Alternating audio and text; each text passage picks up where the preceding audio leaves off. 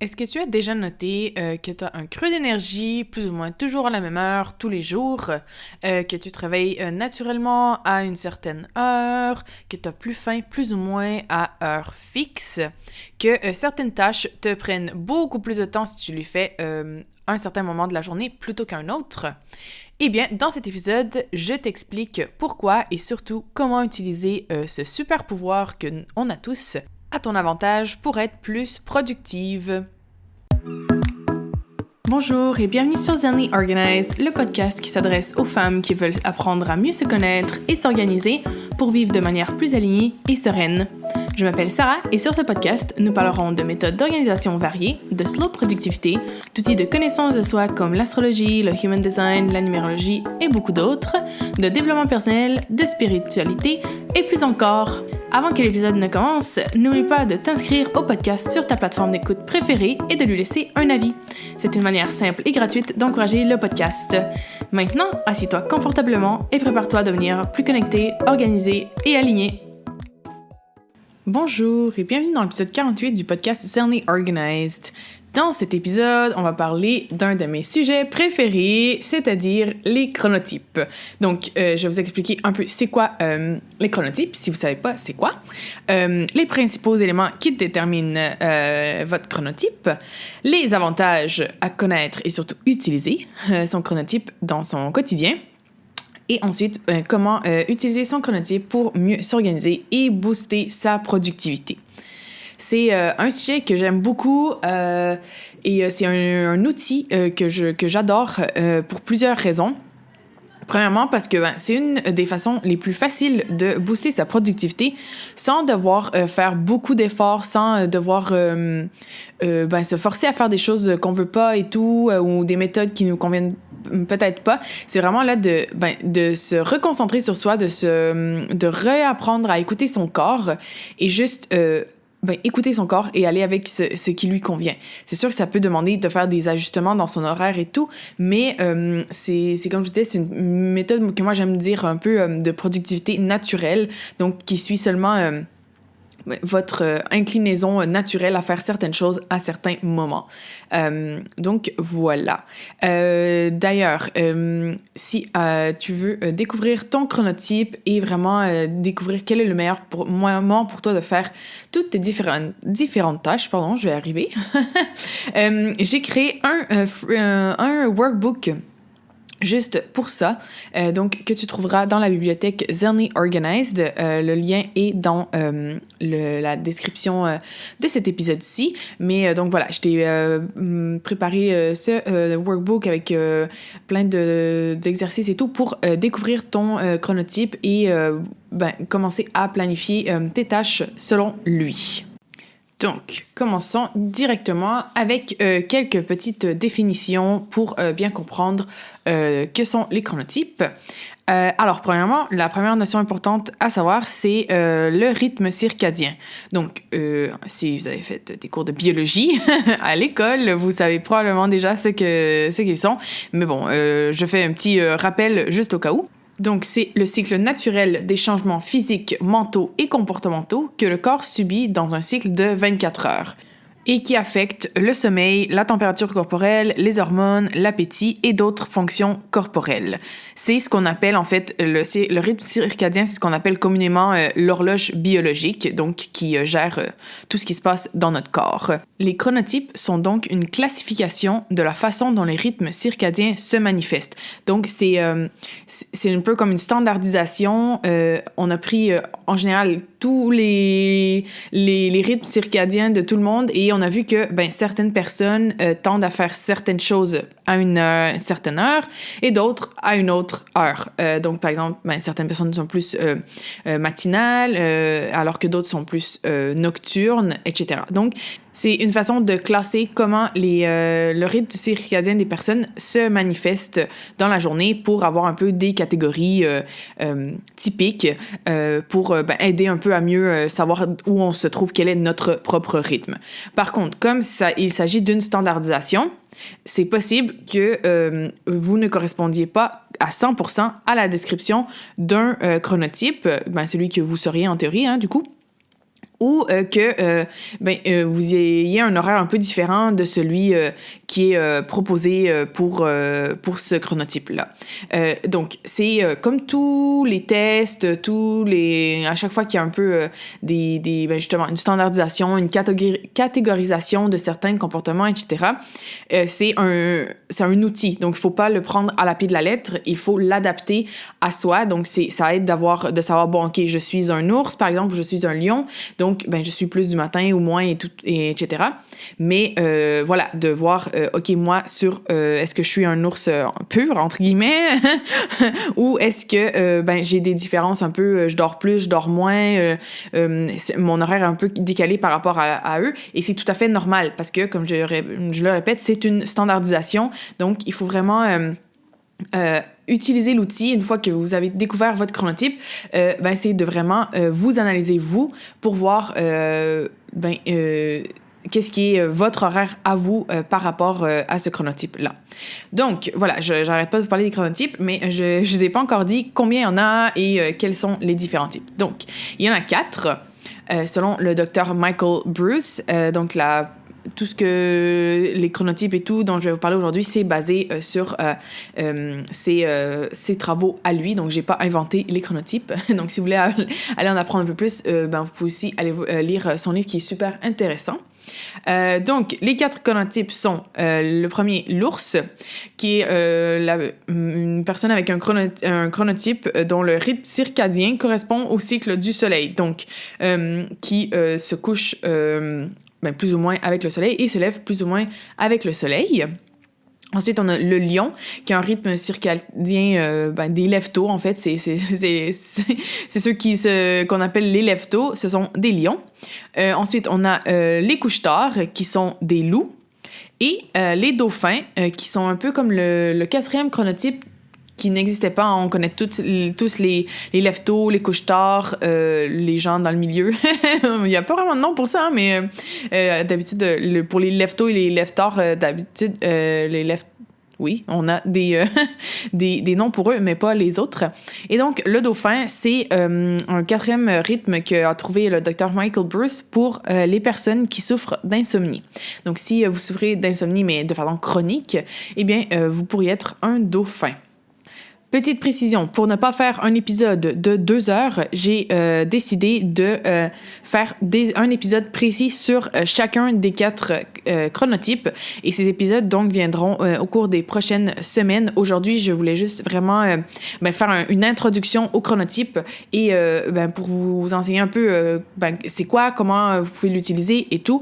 Mais ensuite, il y aura un épisode sur chacun des chronotypes. Donc, vous pouvez vous abonner au podcast en attendant pour être sûr de ne pas manquer l'épisode qui correspondra à votre chronotype. Donc, maintenant que vous savez un peu c'est quoi un chronotype, quels sont les différents éléments qui déterminent le chronotype? Donc, c'est surtout l'heure du réveil et du coucher, l'heure naturelle. Donc, si vous partez en vacances, par exemple, 2 semaines et que vous avez la chance de ne pas mettre d'alarme, à quelle heure est-ce que vous vous réveillez naturellement? Et à quelle heure vous allez vous coucher naturellement? Donc, bien sûr, aujourd'hui, il y a très peu de gens qui peuvent savoir ça parce qu'on doit presque toujours se réveiller avec un réveil matin. Mais vraiment, ce serait l'heure naturelle à laquelle vous vous lèveriez ou vous vous coucheriez si vous n'aviez pas à être au travail à 8 heures le matin ou à 9 heures. Ensuite, un autre élément qui détermine votre chronotype, c'est l'heure de la première et de la dernière bouchée ou gorgée de la journée. Donc, quand on dit gorgée, c'est du jus ou donc pas de l'eau, hein, bien sûr, n'importe quoi qui soit pas de l'eau. Mais donc, là encore, à quelle heure est-ce que vous avez naturellement faim en vous réveillant et le soir à quelle heure est-ce que vous prendriez votre dernier repas? Et finalement, l'élément super important aussi, c'est vos niveaux d'énergie tout au long de la journée. Donc, vous allez remarquer, là, en prenant un peu le temps d'écouter votre corps et d'analyser un peu votre énergie, que vous tendez à avoir des pics d'énergie à certaines heures et des baisses d'énergie à d'autres heures. Donc ça, c'est votre chronotype qui le détermine. Bon, maintenant qu'on sait qu'est-ce qu'un chronotype et comment le déterminer, passons aux avantages de connaître son propre chronotype. Alors, le premier pour moi, c'est vraiment d'être plus à l'écoute de son corps. Donc, c'est vraiment de se reconnecter avec son corps. Plusieurs personnes sont déconnectées de leur corps. Moi-même, j'étais très, très, très déconnectée de mon corps avant. D'ailleurs, c'est après un burn-out que j'ai commencé à plus écouter mon corps et que j'ai découvert les chronotypes, mais sans avoir rien lu, hein, vraiment juste en réécoutant mon corps. J'ai noté que j'avais certaines, comme je vous disais, certains pics d'énergie à certaines heures. Je me réveillais naturellement à certaines heures, etc. Et c'est après plusieurs années que j'ai découvert la classification des chronotypes et que je suis genre, oh mon Dieu, mais ça match exactement à mes horaires à moi. Moi, par exemple, je suis ours. Donc, voilà. Mais vraiment, ça permet d'être plus à l'écoute de son corps et ça, je pense que ça manque à vraiment beaucoup, beaucoup de personnes et c'est super important. Aussi, ça permet, comme je vous disais, une fois qu'on est plus à l'écoute, de plus respecter aussi notre énergie et ses fluctuations naturelles. En découvrant votre chronotype, je pense que ça va vous permettre aussi d'accepter que vous êtes une personne cyclique comme tous les êtres humains. Hein. Dans notre société, on essaie de nous faire croire qu'on n'est pas des êtres cycliques, qu'on est des êtres linéaires, qu'on peut toujours être à 100%, mais c'est pas vrai.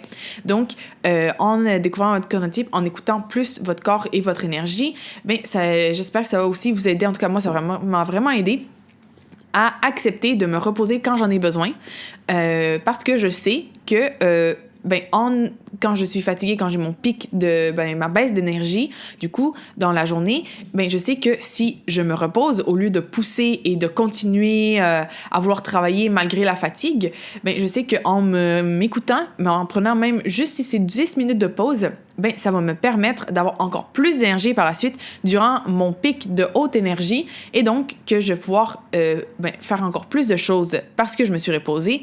Ensuite, mais sans forcer mon corps. Donc, voilà, ça, je pense que c'est aussi une chose très, très importante que le chronotype permet. Ensuite, le chronotype, et là, c'est vraiment l'avantage au niveau de la productivité, c'est de savoir que vous êtes conçu pour accomplir certaines tâches spécifiques à des moments spécifiques. Et donc, qu'en suivant votre rythme naturel et sa fluctuation énergétique, vous allez être beaucoup plus efficace parce que vous allez faire vos activités au moment approprié pour votre corps. Vous n'irez plus à l'encontre de votre corps, donc vous allez faire les choses beaucoup plus facilement, beaucoup plus naturellement, avec moins d'obstacles que vous peut-être en n'étant pas conscient de votre chronotype, vous vous en rendez pas compte, mais une fois que vous allez commencer à vous analyser, vous allez voir, voyons, quand je fais cette tâche-là le matin, ça me prend 30 minutes. Si je la fais par contre l'après-midi, ça me prend 3 heures. En sachant ça, vous allez pouvoir mettre toujours cette tâche-là, ou le plus possible, parce qu'on vit dans un monde où il y a quand même des contraintes et tout, mais le plus possible, vous allez mettre cette tâche-là le matin et ça va prendre 30 minutes au lieu de 3 heures. Donc, ça va vraiment, vraiment vous permettre... Moi, je vais vous donner un exemple concret. Le podcast, je n'arrive pas à l'enregistrer le matin. Mon cerveau n'est pas fait pour enregistrer un podcast le matin. Je l'ai essayé plein de fois, mais je trébuche sur mes mots. Je me concentre sur des petits détails, là, des petits mots, et ça fait que j'arrive pas à enregistrer l'épisode de podcast. J'arrive à enregistrer l'épisode de podcast l'après-midi, mais le matin, moi, c'est un pic de tâches rationnelles, logiques, qui demandent de la concentration, pas des tâches qui me demandent un peu de créativité, de m'exprimer et tout. Et depuis que je sais ça, j'ai arrêté d'essayer de me forcer d'enregistrer le podcast le matin, qui me prend, au lieu de la 15-20 minutes que ça me prend d'habitude d'enregistrer, ça me prend 1 heure parce que je suis là à téter, comme on dit au Québec, sur chaque petit détail et tout, et ça le fait pas. Donc, voilà. Vraiment, essayez de vous connaître et tout. Vous allez voir, ça va vous permettre de gagner un temps fou. Un autre très bon avantage des chronotypes, et ça, c'est vraiment, je pense que toute notre société gagnerait à écouter plus les chronotypes, c'est que en connaissant votre chronotype, ça va vous permettre d'accepter votre rythme, votre propre rythme, et ne plus vous laisser imposer des rythmes qui ne vous correspondent plus. Donc, comme je vous disais, ça va déjà en termes de productivité, c'est un gain énorme pour tout le monde, mais c'est aussi l'acceptation que tout le monde n'est pas capable de travailler de 9h à 5h, qu'il y a des gens qui travaillent beaucoup mieux le soir, d'autres beaucoup mieux le matin, et que tout le monde gagnerait à plus respecter les rythmes de chacun. D'ailleurs, un truc en lisant le livre de Michael Bruce qui m'a fait comme « wow, mais oui », c'est que on a besoin de tous les chronotypes dans notre société. Il n'y a pas un chronotype qui est meilleur qu'un autre parce que on a besoin de gens qui sont alertes très tôt le matin. On a besoin de gens qui sont alertes très tard le soir, de gens qui sont plus alertes durant la journée. On a besoin de tous les différents types parce que sinon, si personne était alerte le soir, disons... Bien sûr, ça, c'était aussi une évolution biologique. Quand on était dans la nature et tout, il fallait qu'il y ait des gens qui puissent monter la garde la nuit pendant que les autres dormaient, le matin très tôt pendant que les autres dormaient, etc. Mais aujourd'hui encore, moi, là, en ce moment, dans mon travail, je travaille de nuit et pour moi qui suis une ours, c'est horrible. Et à chaque fois, je me dis, oh my God, une chance qu'il y a des loups dans le monde qui, eux, préfèrent travailler de nuit parce que si on mettait de nuit les loups, eux, seraient heureux. Ils seraient plus heureux que de se lever à 7h le matin quand c'est pas du tout leur heure, par exemple. Donc, voilà, c'est vraiment, je pense que pour tout le monde, respecter plus son propre rythme, ça permettrait... à tout le monde d'être dans son plein potentiel et de pas travailler à contre-courant de qui ils sont. Et un peu, finalement, dans la même veine, un autre avantage de connaître, son chronotype, mais aussi ceux des autres qui nous entourent, donc votre famille, vos collègues, vos amis, ça permet aussi à tout le monde de mieux se comprendre, de mieux se respecter et de pas forcer les personnes à faire des choses à des heures où elles ne sont pas disponibles parce qu'à nous, ça nous convient, mais à elles, non. Des fois, on oublie ça, mais par exemple, si un loup propose à un lion de sortir le soir, le lion, lui, à 10h, il est fatigué. Alors que le loup, lui, il commence juste à être actif. Le loup peut, du coup, mieux comprendre son ami et dire, avec cet ami-là qui est pas un couche-tard, on va faire des activités plutôt en soirée, parce que c'est difficile pour mon ami lion de rester debout très tard, etc. Donc, je trouve que c'est vraiment hyper intéressant aussi de connaître les chronotypes des autres. Donc, c'est pour ça que je vous encourage à écouter pas juste l'épisode qui va sortir sur votre chronotype, mais aussi sur les autres chronotypes pour mieux apprendre à connaître aussi les rythmes des personnes qui vous entourent. C'est hyper intéressant et ça va peut-être vous permettre aussi de régler certains conflits ou certains... certaines choses qu'avec les personnes qui vous entourent, vous êtes « Ah, mais pourquoi cette personne-là est jamais disponible à telle heure pour faire quelque chose? » C'est peut-être parce que c'est pas son heure. Voilà. Et finalement, le dernier point, j'imagine celui que vous attendiez le plus de cet épisode. Comment concrètement est-ce qu'on peut utiliser notre chronotype pour mieux nous organiser et booster notre productivité? Alors, je pense que de ce que j'ai déjà dit, c'est assez évident, mais c'est d'essayer le plus possible, premièrement, de planifier votre journée et vos tâches selon votre énergie et selon le type de tâches qui est le mieux à certaines heures. Donc, par exemple, moi, j'aime, pour un peu simplifier, il y a les tâches... un peu plus rationnel, logique, qui demande vraiment de se concentrer, de réfléchir et tout. Donc, si vous devez faire des trucs avec des budgets, des nombres, si vous devez apprendre quelque chose, si vous devez... rédiger un rapport ou des choses comme ça, eh bien là, vous allez avoir certaines périodes qui sont meilleures pour ça dans votre journée.